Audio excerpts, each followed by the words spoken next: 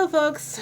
Yes, I know we wanted to try not to talk about Harry and Meghan during this week of mourning for the Queen, but unfortunately, that seems to be something we have not been able to avoid, and neither have the other channels. I said I personally was for calling a truce for the week. You know, I wouldn't discuss them, of course. And I know they can't sling too much mud while they're there in the bosom of the royal family during this time. So for the most part, I said I have tempered my reviews on them.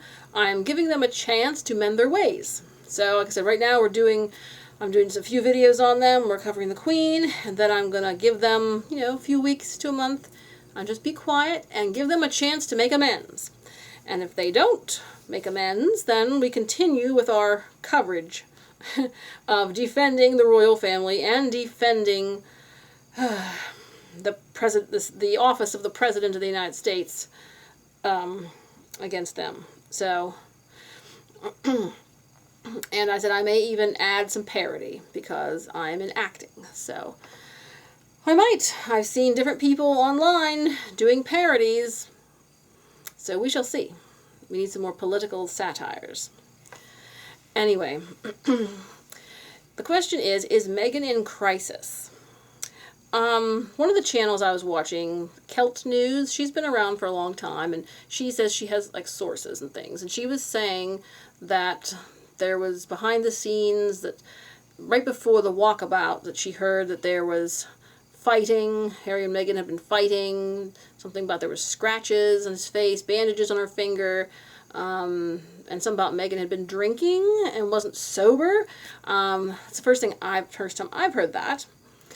I haven't watched all of Lady C's videos in detail because some of them are rather long, but I hadn't heard that from other sources yet. So I guess I'm waiting to see if there's more.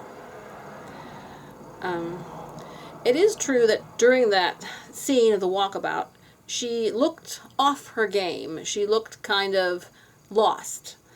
And that's probably because it was unplanned. And they said that she wasn't able to bring her own camera crew there. And like I said, definitely, William and Kate seem to be somewhat on their guard. What behavior that Harry and Meghan might do or get into. But as everyone is saying, it's a temporary show of unity.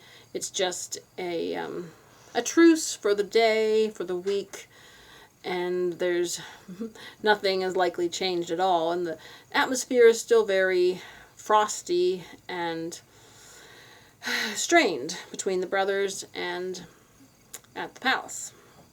So that was the one thing that we were hearing.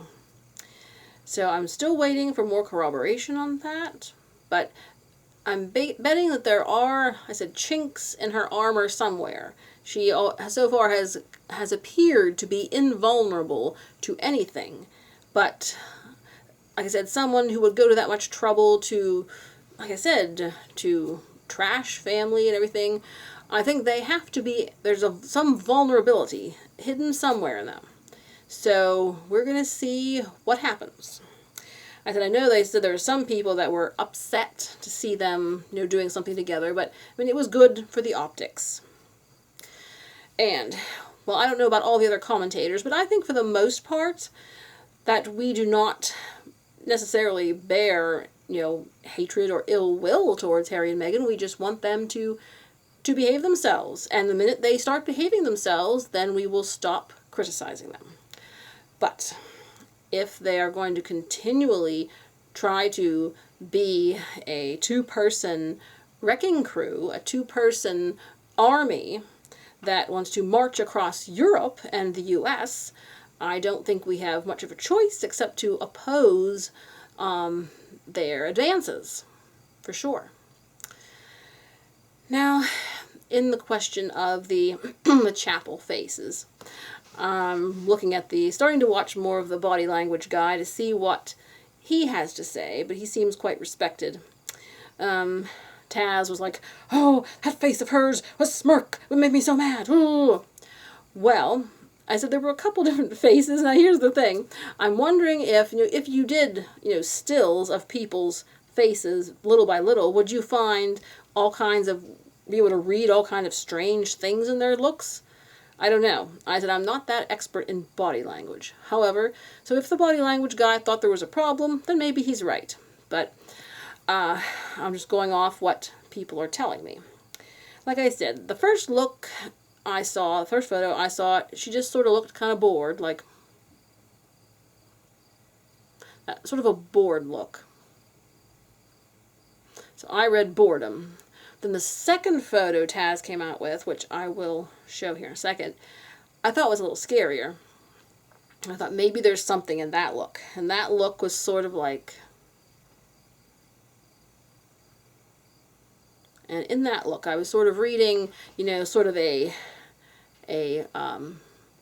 have triumphed look, sort of like, I've won. That's what I sort of got in that glance. That second one, kind of almost like an evil laugh. Ha ha ha ha ha. I have triumphed. And I am alive, and you are dead. Ha ha. Almost I could see that in the second still. But we shall see. And of course it seems like, everyone's picking on them very carefully, very scrutinizing them very much, and well, they brought it on themselves. I don't think people don't trust them. So almost every action is perceived as some kind of negative attack on the royal family. And then, of course, on the Sussex Camp, every move the royal family makes is going to be interpreted as an attack on Harry and Meghan, and the opportunists are everywhere. So, but that's the question. I'm wondering, are the chinks beginning to show? Are their defenses weakening?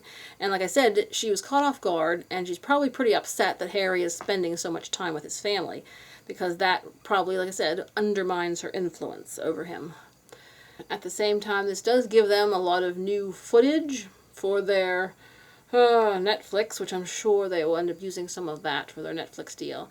But I said the reason Harry and Meghan get such a pass on everything is because they are left-wing. The left wing is struggling. They don't have, like I said, they don't have any young people. Most of their people are old and white and just very hypocritical. So I think they feel like they are sort of clinging to Harry and Meghan because they are young and they get publicity, albeit negative publicity, but they feel they can connect with the young people, so the left has been latching on to them. So we shall see how long the left is successful at harnessing their star power. However, for the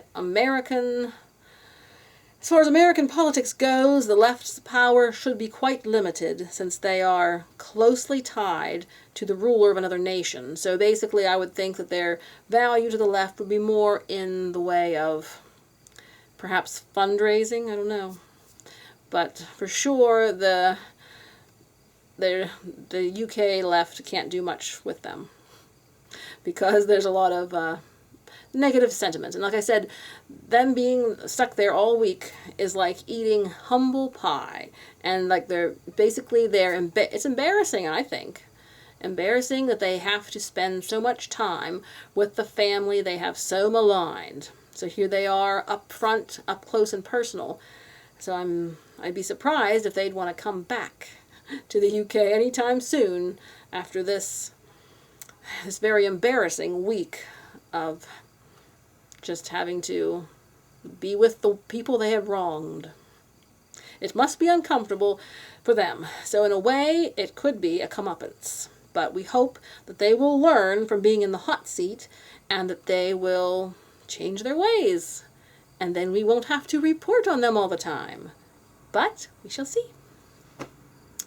All right. Thank you for watching. You take care.